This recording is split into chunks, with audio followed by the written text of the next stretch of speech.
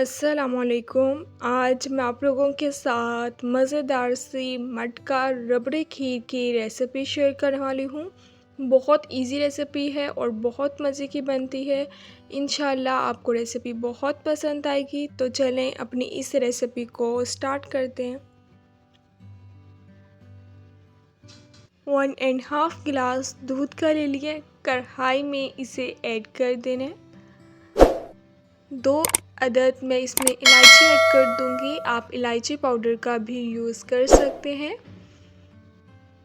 1 teaspoon इसमें sugar की add कर दी है। आप अपने टेस्ट के अकॉर्डिंग कम या ज़्यादा ऐड कर सकते हैं। किसी को मीठा ज़्यादा पसंद होता है और किसी को कम, तो आप अपने टेस्ट के अकॉर्डिंग ऐड कर दीजिएगा।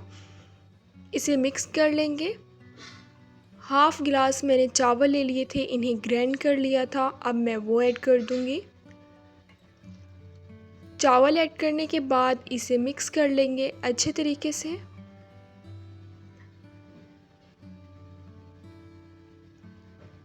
आठ से 10 मिनट में इसे कवर करके रख दूंगी ताकि चावल जो है वो सॉफ्ट हो जाए। 10 मिनट के लिए इसे मैंने कवर करके रख दिया था। अब मैंने कवर उतार लिया है।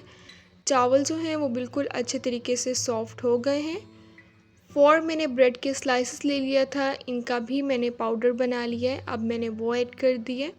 इसे मिक्स कर लेना है। बहुत इजी रेसिपी है और बहुत मज़े की रबड़ी मटका खीर बनकर तैयार होती है। अगर आपने कोई और ड्राई फ्रूट ऐड करना है तो आप इस पॉइंट पे कोई और ड्राई फ्रूट भी ऐड कर सकते हैं। अब मैं इसे मिक्स कर लूँगी 5 से 6 मिनट।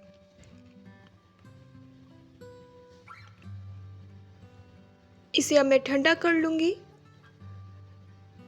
अब मैं इसे डिश आउट करती हूँ। मैं इसे मटके में डिश आउट कर रही हूँ क्योंकि मैंने मटका रबड़ी खीर बनाई है। अगर आप इसे किसी और बाउल में डिश आउट करना चाहते हैं तो आप कर सकते हैं। कोकोनट पाउडर ऐड कर दिया है और मैंने बादाम रख दिए हैं। मज़ेदार सी मटका रबड़ी खीर जो है वो बनकर तैयार हो गई है। खाने में बहुत ही ज़्यादा टेस्टी लगती है। इंशाल्लाह अब मिलूँगी आप लोगों से अपनी नेक्स्ट वीडियो में। तब तक के लिए अल्लाह हाफिज़।